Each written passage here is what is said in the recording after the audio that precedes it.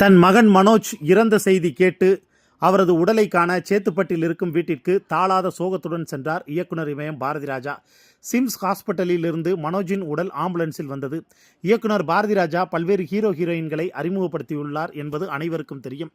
அவர்கள் எல்லாம் இப்போது டாப் ஸ்டார்களாக இருக்கின்றார்கள். ஆனால் தனது மகனுக்கு ஏனோ அந்த அதிர்ஷ்டம் அடிக்கவில்லை. அதோடு மட்டுமல்லாமல் பாரதிராஜா இந்த தள்ளாத வயதிலும் ஆடியோ லான்ச் என பல நிகழ்ச்சிகளை தொடர்ந்து அவர் அட்டென்ட் செய்து கொண்டிருந்தார். தனது படமான தாஜ்மஹால் படத்தில் மகன் மனோஜை ஹீரோவாக அறிமுகம் செய்து நடிக்க வைத்திருந்தார். அதன் பிறகு அவருக்கு சில பட வாய்ப்புகளே வந்தன. இந்த நிலையில் குறிப்பிட்ட சில படங்களில் நடித்திருந்த மனோஜுக்கு இதயத்தில் பிரச்சனை இருந்ததாக தெரிகின்றது. இதற்காக கடந்த மாதம் அவருக்கு சிம்ஸ் ஹாஸ்பிட்டலில் ஓப்பன் ஹார்ட் சர்ஜரி செய்யப்பட்டது. இதையடுத்து அவருக்கு மருந்து மாத்திரைகள் கொடுக்கப்பட்டு உடல்நலம் தேறியதும் வீட்டிற்கு டிஸ்சார்ஜ் செய்யப்பட்டார். இந்த நிலையில் சென்னை சேத்துப்பட்டில் உள்ள வீட்டில் அவர் ஓய்வு எடுத்து வந்தார். இந்த நிலையில் திடீரென 3 நாட்களுக்கு முன்பு மீண்டும் மனோஜின் உடல்நிலை மோசமடைந்தது.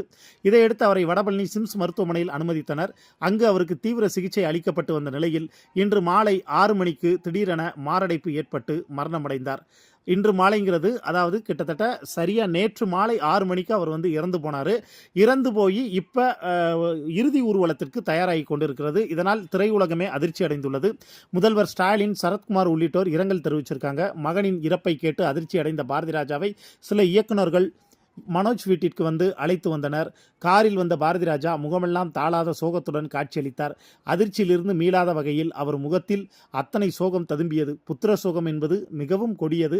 தனது ஒரே மகனை இழந்துவிட்ட பாரதிராஜா இந்த துக்க சம்பவத்திலிருந்து மீண்டும் வர அவருக்கு கடவுள் மன வலிமையை கொடுக்க வேண்டும் என அவருடைய ரசிகர்கள் பிரார்த்தனை செய்கின்றார்கள். மனோஜ் இறப்பிற்கு இளையராஜா இரங்கல் தெரிவித்துள்ளார். அவர், எனது நண்பன் பாரதியின் மகனான மனோஜ் குமார் மறைந்த செய்தியை கேட்டு மிகவும் அதிர்ந்து போனேன்.